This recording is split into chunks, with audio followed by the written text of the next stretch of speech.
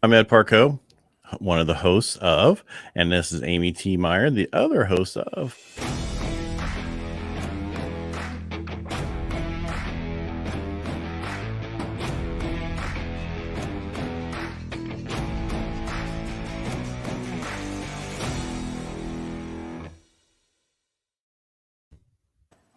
Well, that's nice to be back. It's been a few weeks, hasn't it been? It has. It seems like it went really fast, though. Well, when you get COVID, things usually go faster, I guess. I don't know. Yeah, or it could go slower. It just depends. But let's bring our guest in today. We have, is it Zach A. Knight? Hey, Zach, how you doing? Hey, y'all, how's it going tonight? I'm doing great. First of the year, you're our first podcast of the year. We took a break for a couple of weeks, and it's been nice coming back. And of course, always do a little more than we should. I love it. Well, I appreciate y'all having me. All right, Amy, you want to take over, or you want me to take? I'll take over. Okay, go ahead, take over. Okay. I wanted to thank Zach and everybody for joining us today. I do have COVID, so I'm quarantining at home, and my internet is not great. So I just want to caveat that.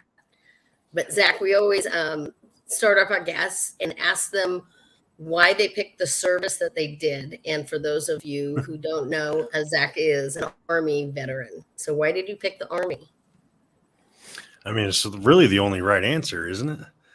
I mean, I don't know. I mean, whatever the answer is for you is the right answer, right? I mean, the Army. Yeah. I'm teasing. I actually went Army National Guard. So instead of going reservist, I wanted to be able to still go combat arms, and obviously Army offers combat arms to National Guard side of stuff. So I was still able to go infantry on the National Guard side with the Army and have a full-time job back home. Very good. So our next question that we always ask was because you were not but were a law enforcement officer as well, right? Yeah, originally I was. My 2 weeks notice from the police department went into basic training with the Army. Okay. So was there any that was surprising to you to learn in the Army? Man, there's just a bigger police department. It really seemed to be kind of just the same thing on a much larger scale. I kind of expected that. But realistically, I went into basic training at 28. So I was like the old guy. I didn't expect to be the old guy when I went into basic training, but I was kind of treated like the grandpa overall. So it's kind of an interesting aspect to see how out of shape I was compared to a bunch of West Pointers and how many 18-year-olds ran circles around me. And really, honestly, I mean, it was just kind of a culture shock in that regard. But I was a SWAT guy here in Atlanta before that, so I kind of already did all the tactical side of stuff, and really just enjoyed that like larger scale, if that makes sense, with the Army. So, why did you quit the being SWAT and went into the Army? What was that? Was there something? Was this 9/11, or I don't know when you were served, so that's what I'm trying to find out. No, that was beginning of 2017 is when I joined the military. To be honest, man, it was one of those, I wanted to join the Air Force when I was 18, and I was any other red-blooded 18-year-old male, and I chased girls instead, and didn't really do the military side. So at 28, it was one of those, my career kind of just reached that point where, given the culture toward law enforcement and the different aspects of what I wanted to grow and do professionally, it really just was like that right timing. A lot of things. I got my degree, so I went through OCS and into the officer side. So went right in higher ranking. I didn't want to go in as a E1 or E2, mainly because I was already old as dirt. So I think it's just kind of like an alignment of sorts where a lot of things kind of came together at the right time. And so when you did this and you went through, how long were you in for? I'm actually still in. I'm getting medically discharged. I received a little bit of an injury over in Afghanistan when I served. So right now I'm like 5.5 years in or so. And what's your plan? Right now I own 6 businesses outside. Oh, That's why I God, you maintain slacker. the. You're such a slacker. Yeah, yeah. I slacked. I started the first one during OCS actually, and then I've grown 5 more since then. So the transition plan is full-time business ownership. Finally, thankfully. You want to kind of get into that because a lot of vets start businesses. I mean, that's just I think it's a perfect for veterans to go out and start businesses. We're taught so much in the military how to Mhm. do things, how to put SOPs together, everything which other places have 100%. no idea what to do. Right. So, what was your first business? Yeah, my first one was actually a security firm. Shocker, a military Yeah. cop that turned into a security firm. But we really focused more on the risk analysis side of things. So it was more of what we did in the infantry, kind of looking at the chessboard and assessing risks and how to avert those risks overall and really focus on the physical security side of it. And but that really also came from a lot of the law enforcement side, whereas the two paths kind of crossed into that experience of like you're talking about. Like I really love the operation side of business. We kind of have that structured mindset, so it's really easy for me to like build something into an offering and be like, all right, cool. Here's my experience. Let me go sell it. And thankfully people bought it. Thank goodness. Cause that could have gotten really bad really quick. But I really started there and kind of just expanded way out of that realm very quickly. But really stayed true to the operations side. That's really kind of my specialty in the business side. Have any more questions So, before I move on? I got more questions, so I just want to make sure Amy gets her questions in because she always get yelled at that I don't let her talk. well, and then I get yelled at that I take you down a different path and didn't fully develop the path that you're on. So I'm going to let you ask your questions. All right. So, what's your other 5 businesses, and then we'll let Amy take us down a totally different path on how you take care of kids or something. So the other 5, the next one was a domestic violence awareness nonprofit. It focuses on women's self-defense. We teach combatives to women, everything from mindset to full padded combatives in that domestic violence realm. We also own a real estate holdings firm that houses women going through our domestic violence nonprofit. Those 3 were the first 3 and really pre-COVID. Then during COVID, I started a media production company in support of an international dance competition. Lots of questions there. No, I don't dance. And yes, I do have a TikTok. But there's also a talent development firm on top of that dance competition.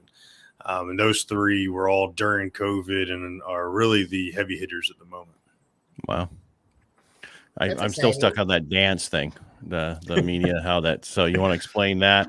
Because here's one thing: most people who get out of the military, first of all, have a transition issue. They Mm-hmm. don't. Whatever they get into when they first get out is not where they're in 5 years from now or 10 years from now. 100%. So it's always changes. So for you, you don't really.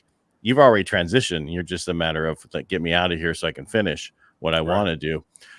But it's, if you want to explain your other business, I just want people to understand they can start businesses. They don't have to be out of the military to start it. They can start it before they get out. They can start it during and just grow it. So you want to kind of go into that with the COVID Yeah. side? Yeah, I mean, and to be honest with you, of the 5.5 years I've been in, I was actually active duty about 4.5 of them. I went to Afghanistan, the year and change in training. I was reactivated during COVID. So when I started those 3 businesses, I was actually setting up logistics for the state of Georgia with the National Guard and CDC.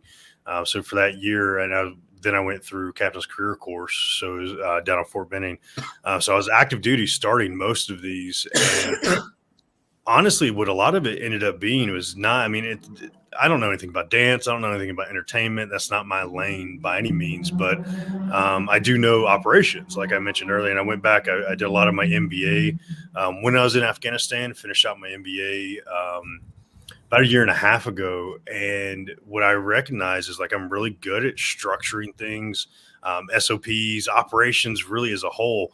And at the end of the day, business is business, where it doesn't matter industry, there's still baseline standards in business that really hold up and hold true. So I found a business partner and a mastermind that used to dance with Justin Timberlake, and he was in some Pepsi commercials and Step Up movies. And he knows the dance industry and he wanted to get back into that world. So we kind of came up with this dance competition together where he was the Ryan Seacrest. He was the pretty face, as we talked about. I have the face for radio. So he was the pretty face and I ran everything in the background. So it was really more just finding something I was passionate about in the operation side of business, and then having a great partner that made up for the other side of stuff and just staying in our own lane.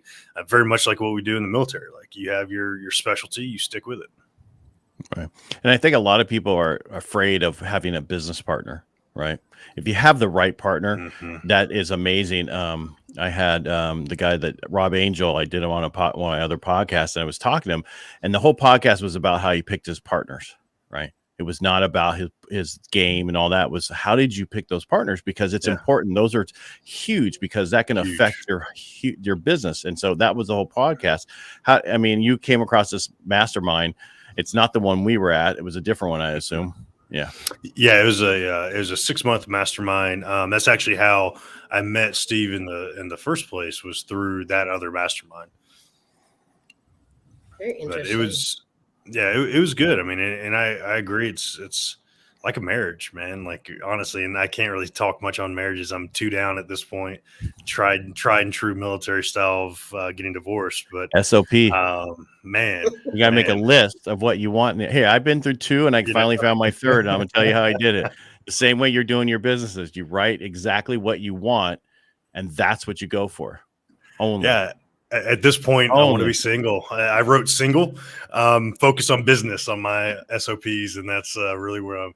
No, but I mean, partnerships are the same way, man. You have to same thing. You write down a list of like, what are your strengths and weaknesses, and then what can you deal with somebody. And he is definitely the work wife of the two of us, and he drives me nuts sometimes, and he nags me, and he yells at me, and he does all the things the wives did too. So it's pretty funny, but it does work very similarly. So disagree with so much of what you've said, but I will let it go.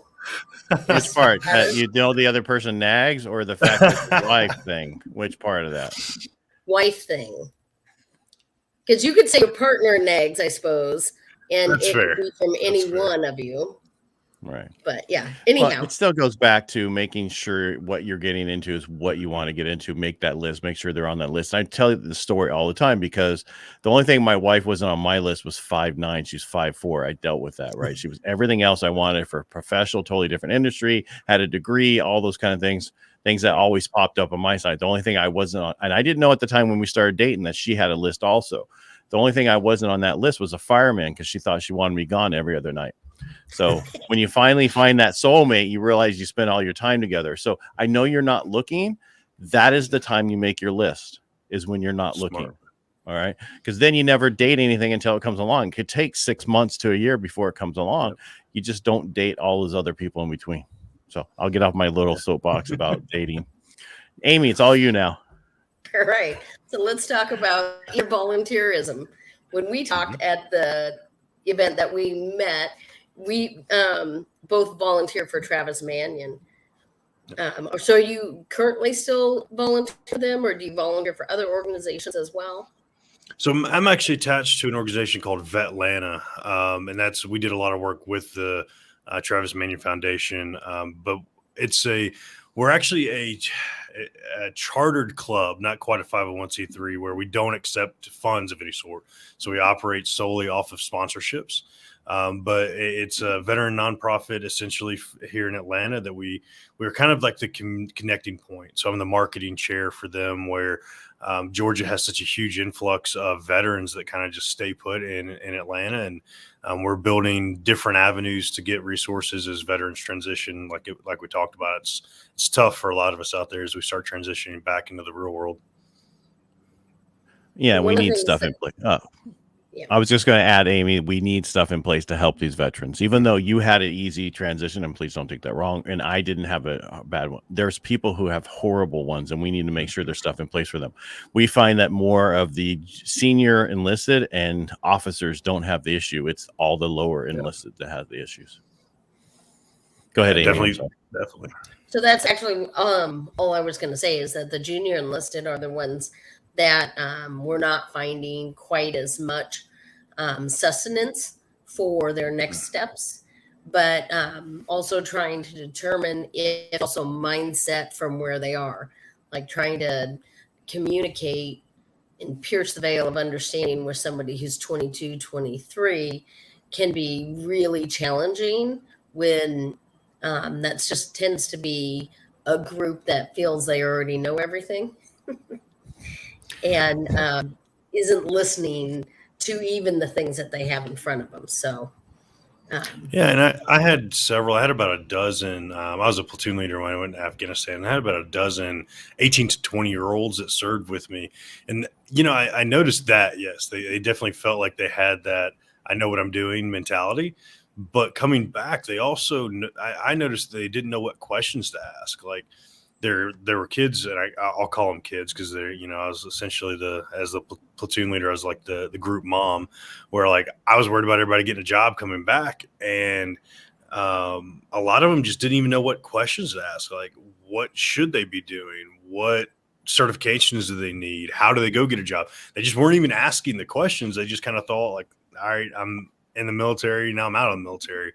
And I think that was like a big thing that I actually did a lot of career training with my guys as we were transitioning back, because a lot of them just had no clue what they wanted to do. Like their whole goal was, I want to join the military. And there was never that thought process of the what then that I kind of saw lacking with that age group. I could see that. Yeah. So, do you feel like what you're doing is doing something different, or doing something more consistently in Georgia with your group? Yeah, I think we're trying to figure that out. I think we're all trying to figure that out, how we all work together, right? Like, it seems like a lot of nonprofits, and I'm going to speak off the record, I guess, officially. A lot of nonprofits want to kind of compete for that same dollar. Owning a nonprofit, I see that way too much. And in the veteran space, it's one of those that it seems like a lot of nonprofits and a lot of veteran service organizations offer a lot of the same things, right? But nobody wants to work together. They all kind of want to pull different directions. So I think where we're trying to pivot is really just, and the way we do it, we have quarterly summits where we kind of bring everybody together. We bring all the nonprofits, all the service organizations under one roof and have just a massive summit every quarter. Trying to literally just intermingle. Like everybody has something they're really good at. Stop trying to fight over that attention and like, hey, this is how we can actually help the veteran, because we kind of lose sight of that sometimes. So I'm hoping we can really make that impact here in Atlanta, is really just connect the dots for everybody. I think that's the same issue across the country, right? That's everywhere, that there's so many, and also vets don't know about these things that are right there, right next door. They can go down, they're right there and they don't even know they're there. And one of the reasons we started this podcast was to get people to come together and talk about what their nonprofit is, how they can help, what other one do they know about, whether it's for PTSD, whether it's for homelessness, whatever it is. And that's important to us. And that's why we started this podcast. I also think that even in the nonprofit space, going back to what you said, Zach, is asking the right question. Like I've been to different VSO meetings and just I felt like 2 hours of my life was taken from me and nothing was accomplished. And so what I think also is maybe asking the question, who's willing to work with others and who just wants to share about what they're doing. And then everybody who just wants to share about what they're doing can go into one room, and those who want to work together can go to another room. And it's kind of like sifting through the BS, right? Like to be honest about it, like everybody says they want to help each other. Everybody says they want to collaborate, but then it's like there's still that competitive streak that we have ingrained in us from the military. Like we're all still going to compete with each other to see who can collaborate the best, and still like misses the point, right? Like I don't know how to overcome that. But that's definitely one piece of what we're trying to do. Now, you have a podcast. Is that what you said earlier? I do. What's your podcast about? It's called The Tactical Leader, and it really focuses on tactics and leadership across different industries, where we focus on like the action steps. What do you do now to really make an impact in business? Very cool. Yeah. I actually thought it was going to be a military veteran one, but Tactical leader works. It's close. It's close. Yeah. It's It's branded actually, you very can take close. everything you learned. Hey, this is Yeah. how you do it. Here's your SOP. What's an SOP? How do you do that? Right. I mean, that's really a big piece of what we talk about is like the building blocks of business, right? How do you transition? A lot of my audience are transitioners from corporate or military into corporate, or into entrepreneurship. A lot of entrepreneurs are listening, and so like a lot of that is like we don't know where to start because it can be really overwhelming, and I see that a lot with veterans trying to start businesses. But honestly, it's like that first step. Right. We're always told in the military, you just take that first step or you knock out step one. And that's kind of how I like to break down a lot of the content on the podcast is like, what's that first step that we should take? And then talking to leaders across just makes it really interesting to me to hear how they all took their first steps.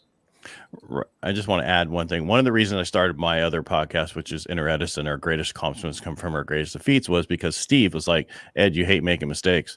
I'm like, well, yeah, I'm prior military medical. People die if you made a mistake, right? But it was not really, I didn't see that. And that is just like you said, people want to start businesses, but they're afraid to fail. Well, you just have to do it. Put as much, planning together, but just go for it because you will succeed just by starting it. And I see that a lot with business owners, especially veterans who are worried about, hey, what about this? I might. And, you have to get through that. And I have no problem with any of my employees or whatever making mistakes that I expected. But it's funny how myself, I want it perfect before I get it going. And he's so good about just make it ugly because he is ugly. So, you just do it ugly and don't worry about it. And hopefully he's listening to this. Yeah. And a big piece that, we always talk in the military, like you get set, you take aim and you fire. And I think you flip that on its head. You get set and then you fire. And then if anything, COVID's taught us, then you start aiming, right? You start pivoting a little at a time. But really it is just get started, stop beating your head against the wall and having the analysis paralysis and remember that you can go over the wall, you can go under the wall, you can go around the wall. There's so many different ways to accomplish a task that we kind of get that paralysis of like, we want that. Even perfection paralysis, right? We want it to be amazing, and then we just never do, and kind of miss the mark on that one. Right. And the other thing that we're worried about, that whole process of, we don't like to ask for help. Mm-hmm. We're stubborn as hell. No, absolutely. And it's the same thing we say on here is you call when you need air support, you call for it. Mm-hmm. So what's the difference? It shouldn't be, right? Right. Well, that's the same thing. So when you need help, you call for that support. Everybody's here. Everybody's here. I mean, anybody can direct message me or get a hold of me anyway. All my information's out there. So if anybody has any issues or whatever, they can always reach out to me. And that's anybody we talk to. So, yeah, I love it. I also think, taking it back to the nonprofit space, it's the same truths, but I also feel like in the nonprofit space, which is crazy, there's trust issues. Where, we think if our great idea, like you said, has to be ours.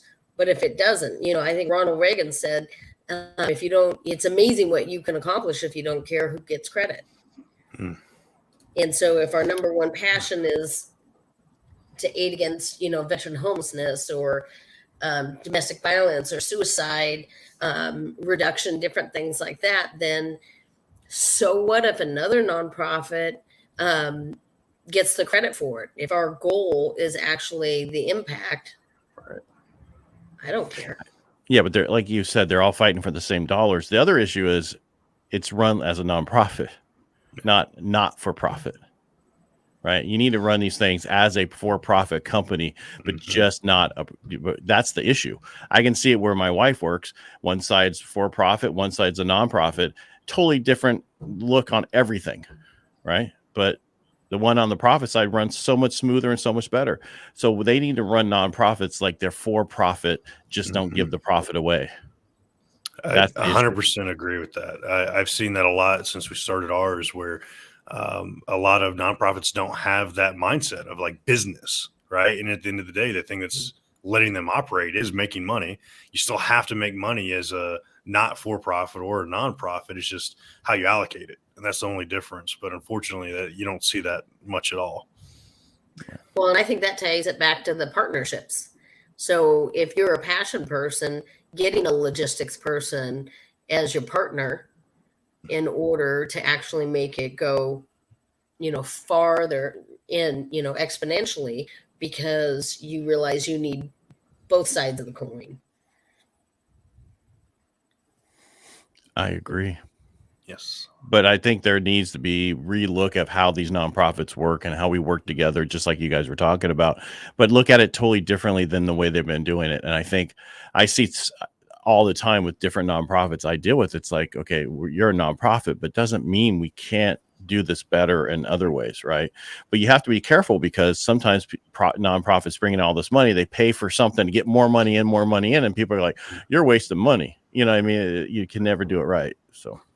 And I've seen a lot of places when nonprofits start collaborating, because that's how our nonprofit works, is like we offer one thing in the domestic violence space. We don't offer like Dress for Success is another great example, where they offer a closet for women to go and get professional attire. Well, we don't offer that, but we'll happily collaborate with Dress for Success because we're serving the same individual. And what we found is, like, when you collaborate, there are actually more dollars that come in, and we each end up with more individually on top of there being more altogether. And it's interesting when you start seeing that collaboration, because people want to see that, right? They want to see an all-encompassing answer and a solution. So they end up giving a lot more, because it's like, man, these people are actually doing it right. And if we can just flip that mindset a little bit, I think you'd make a heck of a difference in the veteran space for sure. Yeah, we need to talk after this. I know we didn't talk at the event like I wanted to, because I was drinking too much the second night. I think we all were, but we won't talk about it. Yeah, well, mine was after, the whole thing. It was just focused on, and then it was like, it's one, you can't, we had more people at that event than we've had at any other event in so long. And it's so hard to get to everybody. Yes. So, but we need to talk after this, because I think what we are looking to do is something that you would be good at too. So nice. Love it. Yeah. Especially with your background, with your, operations. So, all right. Absolutely. So one of our signature questions also is there anything you're leaving behind that you learned or did in the military that you're like, never again once I am done? Oh, so many things. So many things.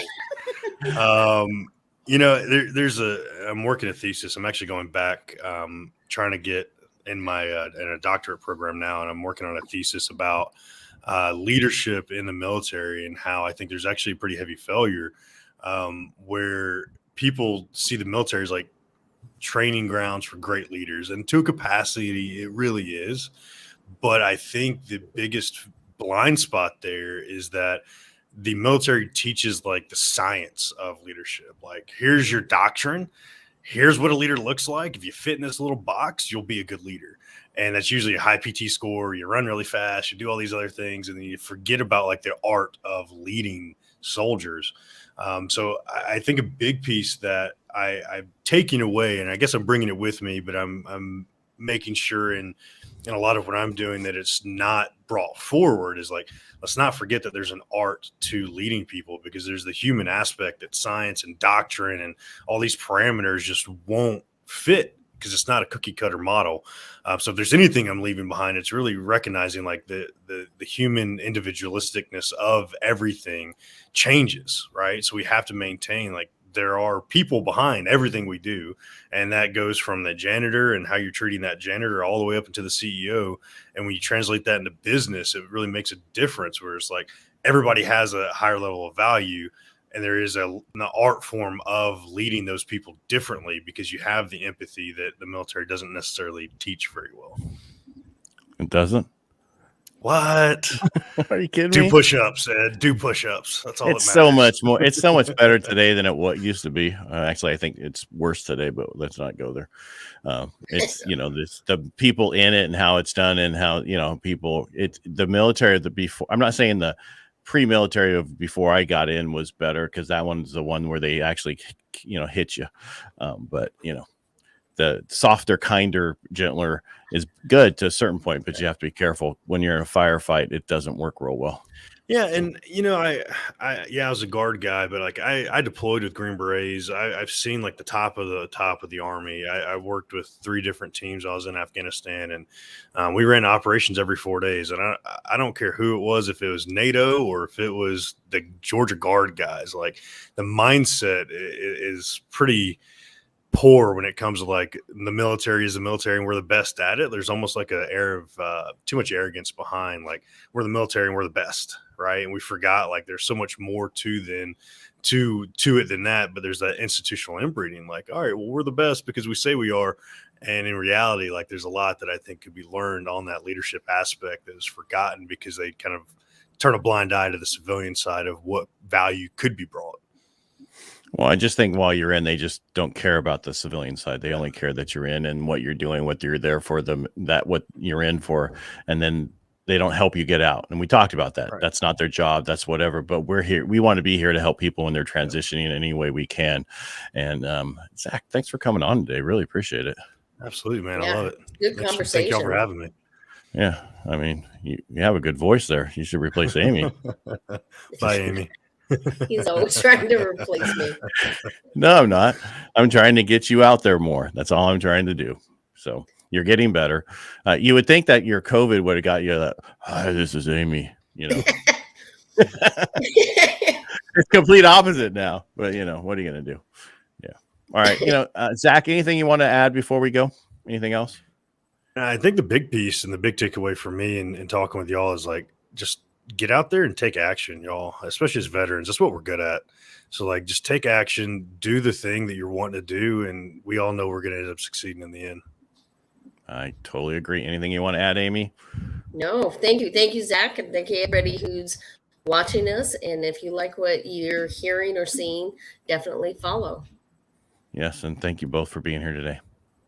And we'll see everybody else on Thursday.